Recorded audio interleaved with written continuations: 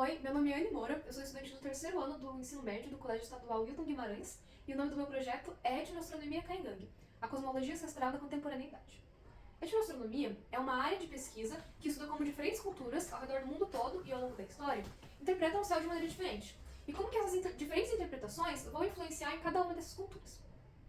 No caso dos Caingangue, que são atualmente uma das etnias mais populosas do Brasil, a sua cosmologia tem a ver com uma tradição oral, uma história a respeito de dois irmãos gêmeos, chamados Camé e Cairu, que são filhos do Sol e da Lua. O primeiro a registrar essa história foi Telêmaco Borba, em 1908, ou seja, há mais de 100 anos atrás. E ele conta que primeiro saiu da Terra um indígena chamado Camé, e ele era filho do Sol, era uma criação do Sol.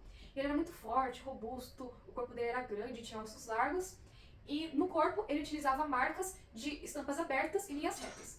Depois saiu Cairu, à noite, filho da Lua, e ele era muito fininho, tinha membros do corpo compridos, ele era mais magro e tinha muitos pelos no corpo para se esquentar à noite.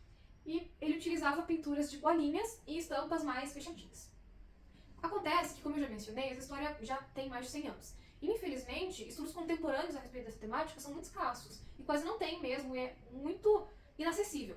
Por isso, os objetivos desse projeto incluem entender como que essa cultura está hoje em dia e o que isso influencia no cotidiano dos Caingangue, como, por exemplo, nos grafismos que eles se pintam, nas cestarias, nos artesanatos, nos rituais, músicas, entre outros.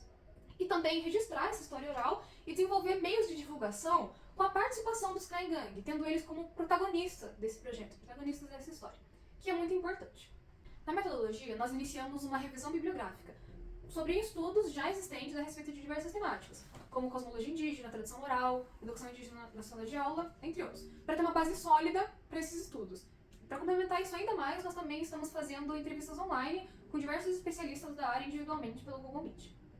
Nós também realizamos diversas pesquisas in loco, estudos de campo, dentro de territórios indígenas e alguns acampamentos urbanos aqui na região. E como resultado disso, nós conseguimos perceber que os grafismos indígenas presentes na história de Telêmaco Borba são muito atuais, muito incentivados atualmente nesses espaços. Eles estão pintados nas casas, pintados nos rostos de alguns habitantes, eventualmente, nas cestarias e até mesmo em camisetas e moletons produzidos pela juventude local.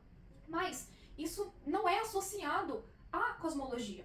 Os indígenas da região conseguem separar as marcas como duas metades. O Uraioiô, que são as marcas compridas, as marcas retas, e o Uracutu, que são as marcas redondinhas. Isso é um conhecimento comum por lá. Mas quando eles eram questionados da relação desses grafismos com a história Camé e Cairu, eles não sabiam responder. Um dos habitantes disse que sabe que essa história existe, mas não conhece detalhes, porque, segundo ele, isso já existiu no território, mas acabou desaparecendo durante o período da ditadura militar, quando os chefes brancos iam no território indígena e acabavam fazendo os caciques serem obrigados a prender os indígenas por realizar partes da sua cultura. E isso acabou impedindo a transmissão intergeracional dessas histórias. Um dos moradores que nós entrevistamos na Chácara São Miguel conhecia essa história com detalhes. Isso acontece porque, quando ele era menor, a família deles tinha o costume de todas as noites se reunirem para escutar a avó deles contar suas histórias. Essa do Camé e Cairu e mais várias. Até hoje, ele guarda no quarto dele uma pasta com vários papéis, onde ele escreveu as histórias que ele lembra de ter escutado das suas avós. Ele fez essa pasta na época dele de professor, e ele mostrava para os seus alunos essas histórias e contava isso na sala de aula. Hoje em dia ele não é mais professor, ele é aposentado, e ele precisa ficar na Chácara São Miguel cuidando dos habitantes por conta de vários problemas, vários perigos que as famílias e as crianças enfrentam lá. E por isso a pasta dele está guardada no quarto dele, não é utilizada. Também porque os jovens, segundo ele, não demonstram mais tanto interesse em escutar essas histórias dos mais velhos. Com os registros dele, e juntamente com os relatos das histórias que ele ouviu da mãe dele, nós iniciamos a escrita do texto do material de divulgação, que será destinado aos colégios indígenas, onde esse material pode ser utilizado como material didático mesmo, e os professores vão poder olhar esse livro, mostrar as imagens e ir contando para os alunos, para reviver esse processo, esses momentos de tradição oral, que hoje em dia não são mais possíveis dentro das casas por conta de diversos motivos.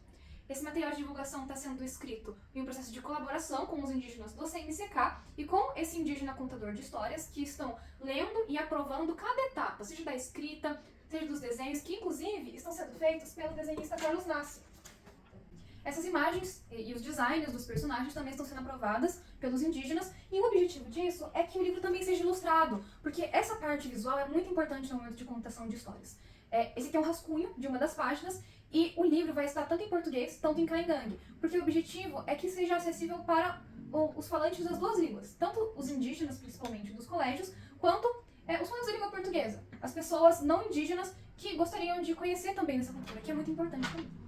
Bom, essa pesquisa ainda não está finalizada, o projeto está continuando e eu não consegui falar todos os detalhes aqui nesse vídeo, mas eu espero que a minha explicação tenha ficado clara. Muito obrigada por ter assistido até aqui e espero que tenha gostado de conhecer nosso projeto.